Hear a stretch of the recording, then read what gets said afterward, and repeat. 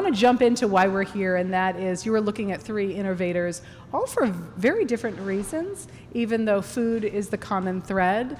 And I want to talk about Chicago as a place for innovation, specifically in the food scene. How have you seen it, Rohini, play out, and why do you think the city is so fantastic as a hub for innovation? So, in consulting fashion, I'll pick 3 bullet points. I have seen it explode with exposure ever since the James Beard Foundation Awards came to the city. Sure. I mean, we've always had the NRA show, which is magnitudes of order bigger when it comes to the business of food. But I was a trustee for a decade and really pushed to bring the awards here and away from New York, where it was for 25 years at Lincoln Center. And I think it's cast a spotlight and really done justice to who we are.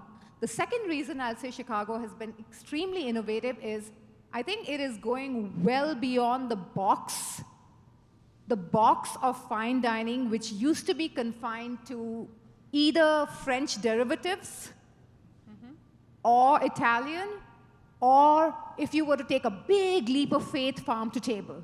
That was the extent of our imagination when it came to fine dining. But now, Chicago is exploding with global flavors. So it doesn't just have to be Japanese or Korean. The acceptance is becoming much more, and I think the world is such an exciting place. Traveling to taste is phenomenal. So those are 2 reasons why I would say it's been really innovative, and I'll just hand over. Jeffrey Steingarten wrote an article for Vogue, I think it was in '05, and it was the first time I read someone write in print that Chicago was the best restaurant city in America. And one of the reasons that it was getting so much notice was because there was a movement here, and between Grant Achatz at Alinea and Graham Elliott at the time at Avenues and Omar Cantu at Moto, they had taken molecular gastronomy from, Ferran Adria in Madrid, and handed it off to Chicago, of all places. So I think that was the match. And then what people came here, the Chicago restaurant scene is symmetrical to who Chicagoans are. A, good Midwestern work ethic, right? Check. And then B, can I cuss for a second? We're fucking nice people, man. I used to brag on it. I was like, our front of the house, I think, crush most other cities because we're actually empathetic about the experience people have inside of our restaurants. When I opened my first restaurant 30 years ago, actually 30 years ago this week, and I was a complete... Congratulations, that's amazing. I was a complete moron, just for the record. Total and complete moron. But I had one thing going for me, and that was I really wanted people to have a good time. And I feel that in a lot of Chicago restaurants. So I still think when it comes to nice, that's where we have an edge. And as Chicago restaurateur insiders, what is the magic, what is the special sauce of starting a restaurant in Chicago that allows it to thrive? Meaning, why do you think this is such a uniquely good place to start a restaurant?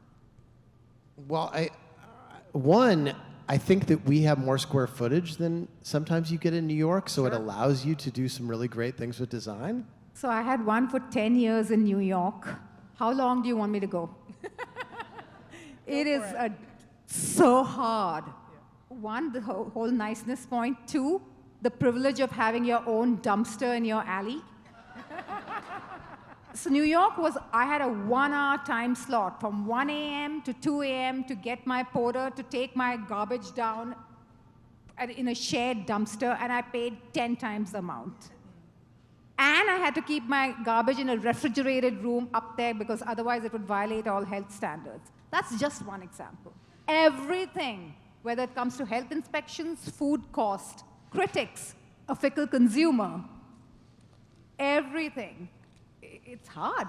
And don't you think the community of restaurateurs, they see each other and they got each other, meaning they got your back? Like, I interviewed Eric Williams from Virtue, and he has this friendship with Mindy Siegel that just kind of came out of nowhere. And it's like they both have each other and they both kind of offer each other feedback, and that's invaluable.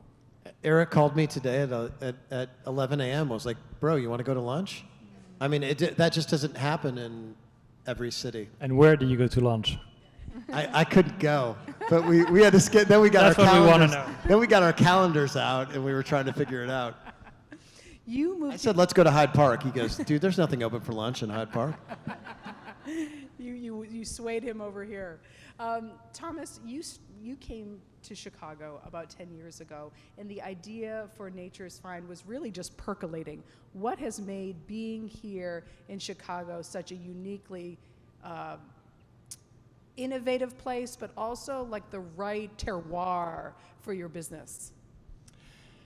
Well, so this is the capital of food in America. And I think we need to really get this down. And it's not actually just fine dining, it's also fine dining. But if you think historically, this is the capital of the food basket of America. And historically, everything came here. So Nature's Fine is located in the old stockyard, in the old meat market. It's actually fascinating when you look back at it. It was an incredible innovation. So at the time, this was a place where tourists would come to watch slaughterhouses. But what they were coming to see was the fact that in this place, it was absolutely fascinating. You could butcher a cow in 40 minutes. And it doesn't sound that exciting, but it used to take 9 hours. So this is the place where the modern meat industry was invented. Mm-hmm. And it was then copy and pasted as a blueprint everywhere across the world. But it's also the place where it was understood and was understood and developed food technology. So the craft, everything from the McDonald's, it's here. It happened in Chicago. So Chicago really defined modern food, not just for America, but really for the world. And I think we tend to not think about it, not realize that. It is actually phenomenal. And you're hearing that from a French guy. And you know how we think about our food, right? So it's a Frenchman has something celebratory to say. That's cause for celebration. Absolutely. I haven't started to complain yet.